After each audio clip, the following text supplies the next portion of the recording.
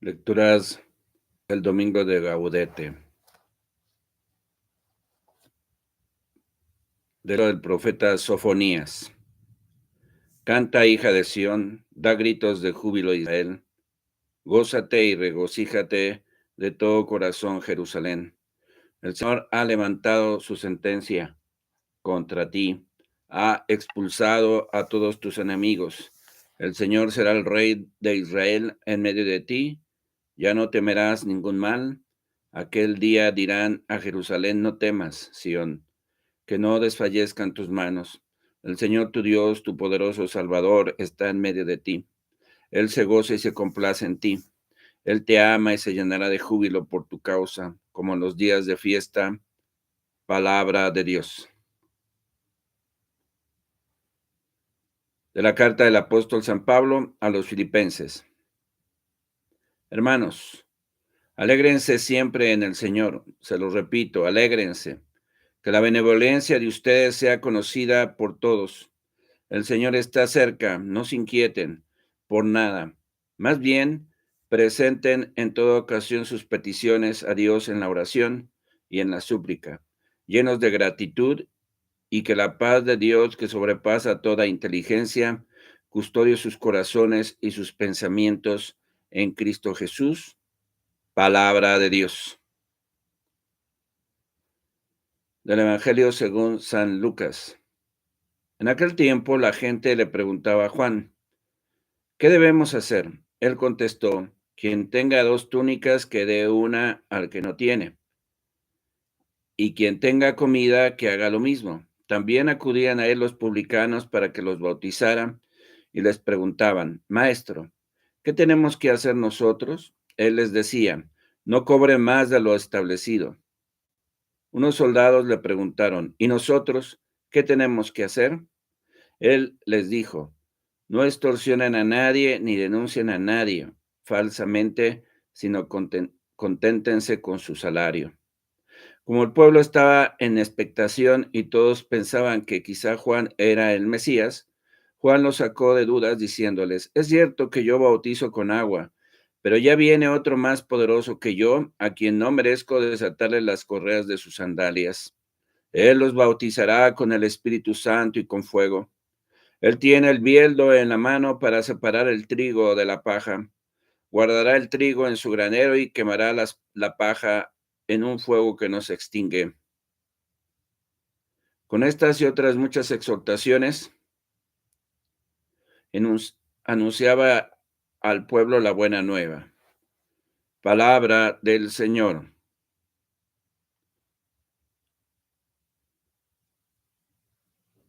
Hoy celebramos el domingo Gaudete, que nos invita a estar alegres por la cercanía del Señor. Y en el Evangelio, Juan el Bautista nos exhorta a ser generosos, compartidos, solidarios, honestos, serviciales, que no abusemos de nuestro poder y que no calumniemos a nadie. Las consecuencias de vivir estas recomendaciones es que tú serás trigo en el granero de Dios, y si no lo quieres hacer, serás paja quemada en el fuego para siempre. Por eso inmediatamente se cita al juez justo, Jesucristo: yo no soy digno de pertenecerle. Y dice: detrás de mí viene uno más poderoso que yo, que los bautizará con el Espíritu Santo y con fuego. La visión de Jesús, queridos hermanos, encarnado ante el pueblo, que es señalado por Juan el Bautista: este es el Cordero de Dios que quita el pecado del mundo, anticipa la obra maravillosa de Cristo que tenemos que, si queremos salvarnos, obedecer. Por eso, por esta razón, hoy la liturgia de la palabra nos dice: canta, hija de Sión, da gritos de júbilo, Israel, gózate, y regocíjate de todo corazón, Jerusalén. Y San Pablo a los filipenses: hermanos míos, alégrense siempre en el Señor. Se lo repito, alégrense. que la benevolencia de ustedes sea conocida por todos. Así es que aquí tenemos los parámetros de la alegría con la que debemos de expresar la cercanía de Cristo y el gozo de pertenecerle a Cristo. De tal manera que nosotros debemos de saber que la alegría procede de Dios. Dios es el que nos da la felicidad, es el que nos da el gozo, la alegría. Y la alegría es cumplir su palabra, es cumplir sus mandamientos. Así nosotros podemos darnos cuenta de que la alegría es una experiencia de gozo en el Señor. Como Cristo es fuente de felicidad, entonces Cristo nos va a recomendar todo aquello que necesitamos para ser felices. Porque la alegría actúa cuando uno va cumpliendo la voluntad de Dios, porque en cada una de las cosas que hacemos, si centramos nuestros ojos en Jesús, nuestros oídos en Él, entonces vamos a ser motivados por su ejemplo para hacer el bien, como escuchamos en la carta a los Filipenses. Alégrense siempre en el Señor, se lo repito, alégrense, que la benevolencia de ustedes sea conocida por todos.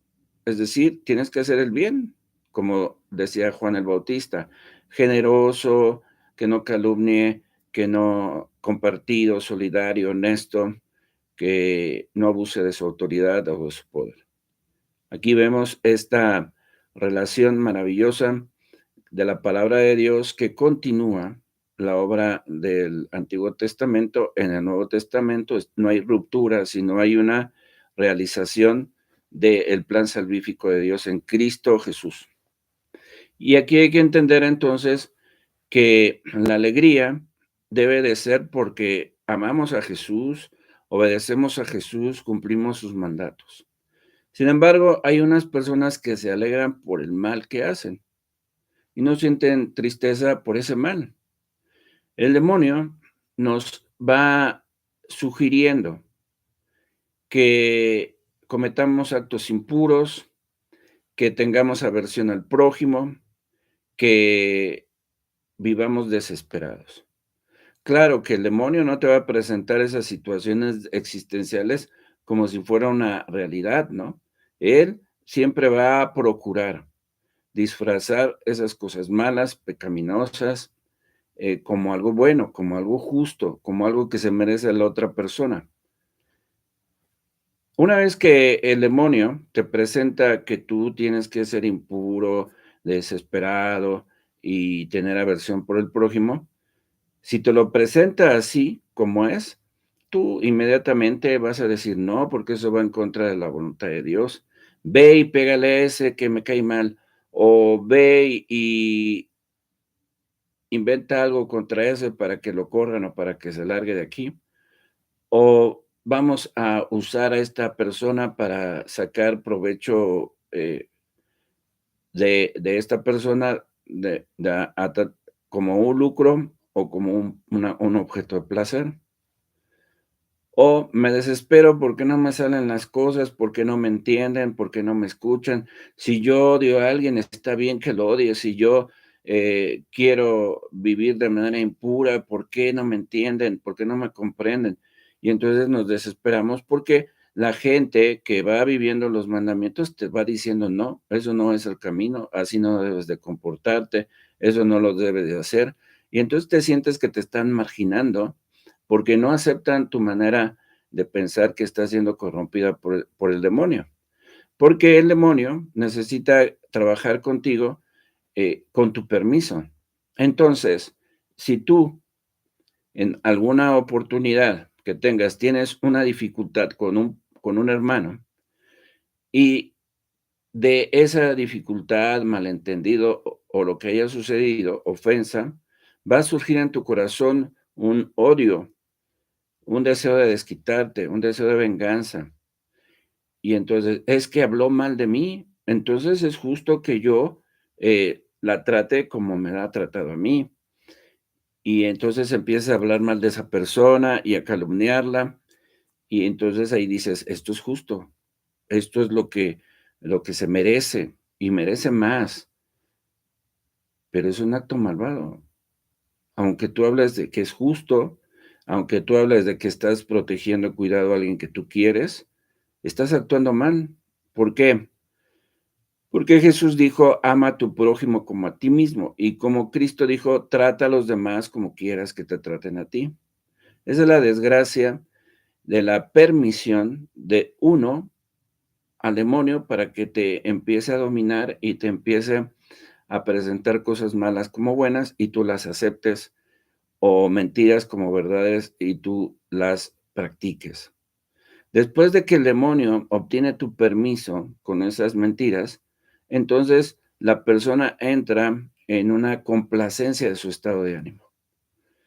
Y después, por estar así, se retrae, se entra en sí mismo, se ensimisma y empieza a pensar solamente en sus problemas.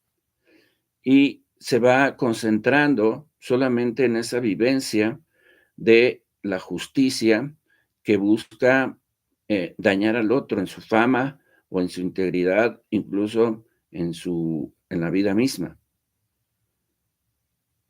Como se va encerrando y va justificando ese acto malvado como un acto bueno, entonces nosotros, vamos a ser, percibidos como gente que no entiende, que no comprende, que es solamente un punto de vista lo que tú estás diciendo, porque tú tienes derecho a defenderte, tú tienes derecho a hacer justicia, tú tienes derecho a que no te humillen. Bueno, sí, ¿y dónde queda tu fe en Dios? ¿Y dónde queda tu esperanza?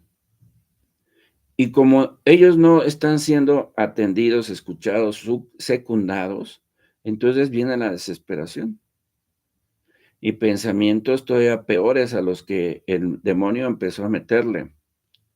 Por eso en las Navidades, cuando las personas se juntan, empiezan a tomar. Ahí está el pecado de la gula. Y los recores ya borrachos empiezan a aflorar, como me ha pasado en muchos sitios a donde me han invitado, en donde ya borracho se empieza a reclamarle un hermano a otro. Tú siempre fuiste el preferido de mi mamá. Y todavía me acuerdo cómo a mí me mandaban a traer las cosas y a ti te trataban como un rey. Y entonces mi mamá te decía que por qué no era como tú. Y siempre yo me sentí, pues, despreciado por mi mamá porque te prefería a ti. Y el otro, no, no es cierto, es que tú eres la oveja negra, es que tú no entiendes. Y luego terminan hasta peleándose. Y la mamá ahí en medio, ¿no? Pero como hay algo de razón, pues ella, pues lo que hace es victimizarse, ¿no? Para que de esta manera se pare la discusión. Pero ¿quién genera toda esta? Pues el demonio que te convence. Es justo que le reclamas a tu hermano por la manera que te trató a ti y a él tu mamá. Y luego, para parar eso, se victimiza la mamá y después empieza a decir: "Yo los amo a los 2,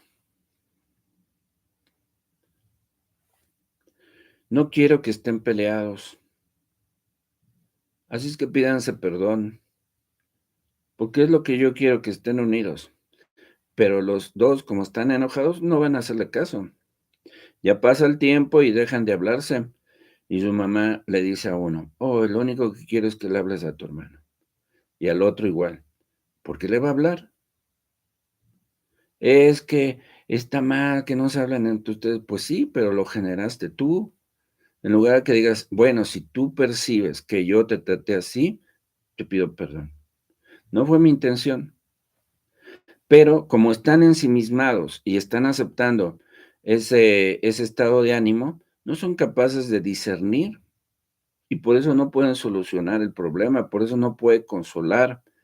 La consolación que viene de Dios es superar las dificultades sanando las causas. Pero en este caso, esta madre es incapaz de consolar, porque no puede sanar algo que le atribuyen a ella como la que hirió y la que generó la herida. Así es que nosotros tenemos que aprender a vivir según la voluntad de Dios. Y no debemos de conformarnos con esta manera de pensar que es pecaminosa y que nos hace mal.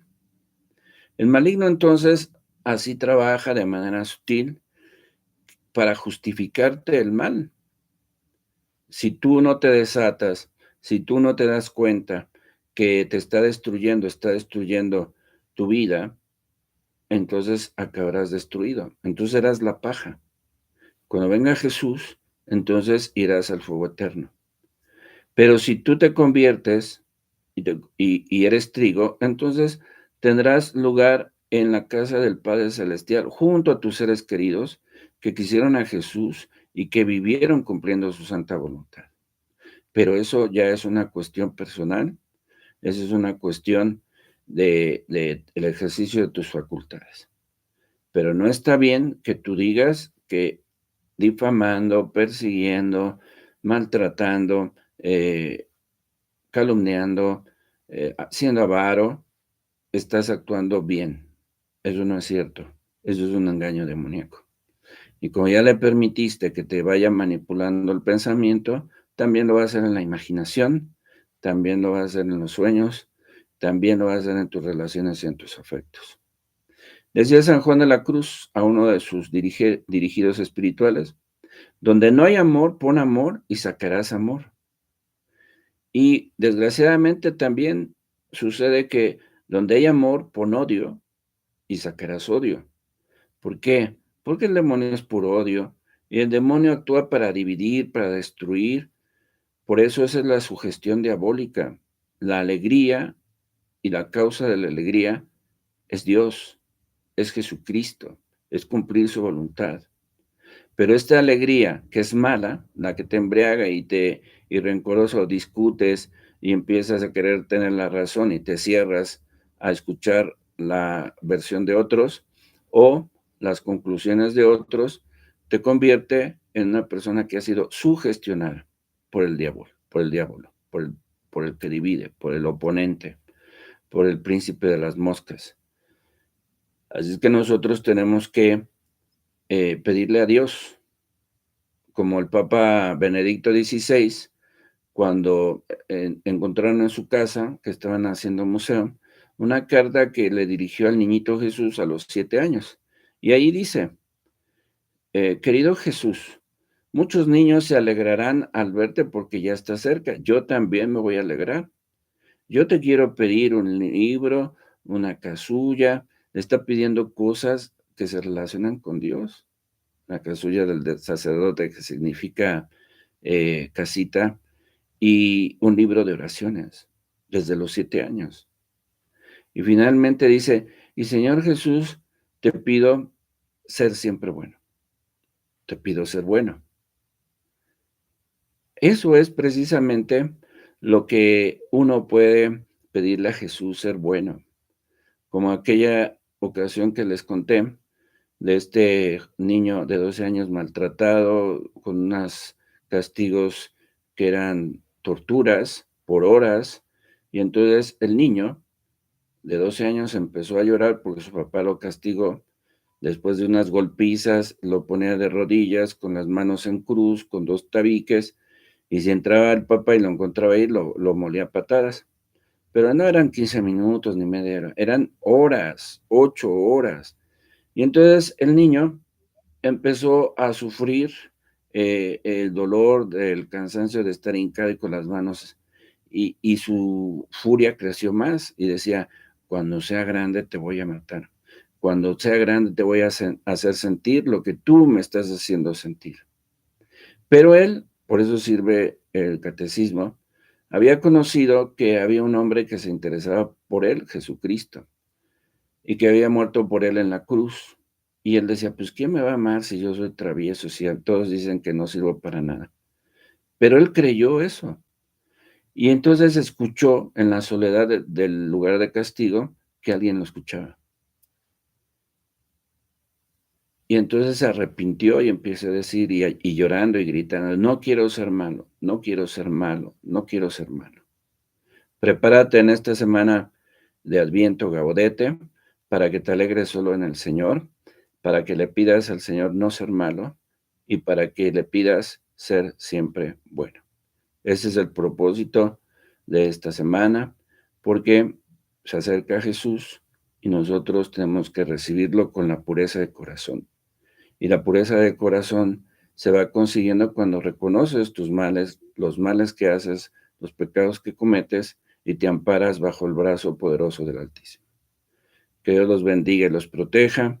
Y vamos, les pido que oremos por nuestra hermanita eh, Carlota, que está padeciendo terriblemente una enfermedad, un ataque malvado, para que Dios la toque y cure sus malestares, que Jesucristo la asista en este momento de oscuridad. Es una niñita hermosa, que fortalezca a su mamá en la fe y que le pidan con todo el corazón que la cure para que pueda recuperar la salud y regresar a sus habituales ocupaciones y alabar a Dios en su asamblea. Ese es un acto bueno contra un acto malvado de personas egoístas y pervertidas que desean la destrucción de la vida de un ser humano. Eso es la alegría de la gente malvada que practica malas artes para destruir la vida de inocentes. Y se alegran con eso. Pero nosotros deberíamos de entristecernos porque ponen en riesgo la integridad de la vida de un inocente.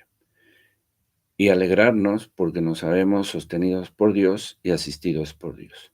Que Dios le dé la salud y a sus seres queridos la fortaleza que es necesaria para superar todas las pruebas. La bendición de Dios Todopoderoso, Padre, Hijo y Espíritu Santo descienda sobre ustedes.